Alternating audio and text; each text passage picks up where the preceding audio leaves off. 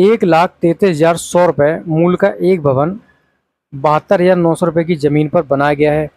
कितने समय बाद दोनों का मूल्य समान होगा यदि ज़मीन का मूल्य 10% वार्षिक दर से बढ़ रहा हो तथा भवन का मूल्य 10% वार्षिक दर से घट रहा हो? तो दोनों का जो है वो ब्याज कितने साल बाद समान हो जाएगा? इसमें लगाएंगे हम लोग चक्रवृद्धि ब्याज वाला नियम।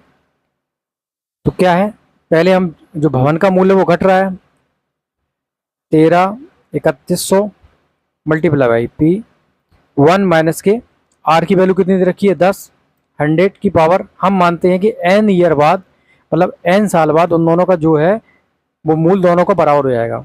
ये तो हो गया एक, ये भवन का मूल्य हो गया और ये हो गया जमीन का मूल्य 1 प्लस इसका जमीन का मूल्य बढ़ रहा है 10% के हिसाब से n, ये भी n हो जाएगा।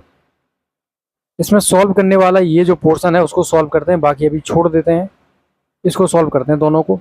ये कितना हो जाएगा, ये हो जाएगा 90/100 की पावर n और यहाँ पर ये कितना हो जाएगा 110/100 की पावर n।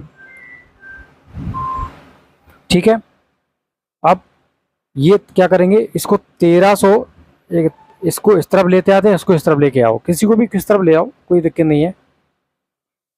तो ये 2 जीरो से 1 2 जीरो यहाँ पर लगा दो, ये हो जाएगा 1331, ये हो जाएगा 729 बराबर इन दोनों की पावर n दे रखी है तो इनको एक ही जगह पर लिख सकते हैं हम लोग 110/100 और ये कितना हो जाएगा 90/100 की पावर होल पावर n दे रखी है। ठीक है, ये देखिए 100 से 100 यहाँ पर उड़ा दो और 110/90 बचा, ये हो गया 11/9 और ये देखिए 11 का क्यूब होता है और ये होता है 9 का क्यूब, तो 11/9 का ये लिखा है क्यूब और ये लिखा है 11/9 की पावर n। जब यहाँ पर बेस समान दे रखे हैं तो घातें आपस में बराबर आएंगी तो n की वैल्यू हमारे पास क्या आ जाएगी 3।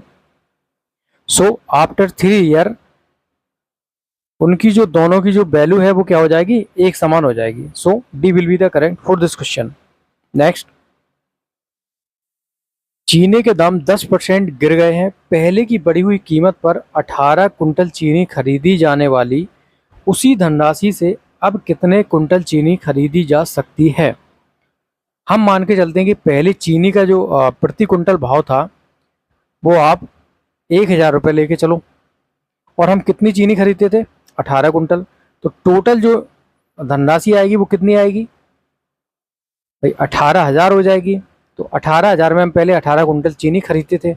अब बोला जा रहा है कि चीनी के दाम है वो 10% गिर चुके हैं, चीनी के दाम 10% गिर चुके हैं, इसका मतलब है कि चीनी अब कितने की आएगी 900 रुपये प्रति कुंटल के हिसाब से आने वाली है। तो बोला जा रहा है कि इसी धनराशि में भाई धनराशि हमारी 18,000 ही रहेगी, हम कितने कुंटल चीनी खरीद सकते हैं? तो हम मान लेते हैं कि x कुंटल चीनी खरीदी जा सकती है, तो 900 गुणा x बराबर 18,000 कर दो, x की वैल्यू निकालनी है, 2 जीरो से 2 जीरो यहाँ पर उड़ा दो, 180/9 कितना हो जाएगा 20 कुंटल। तो अब हम उसी धनराशि से कितने कुंटल चीनी खरीदी जा सकती है जबकि वैल्यू 10% गिर जाए चीनी का 20 quintal. A will be the correct for this question.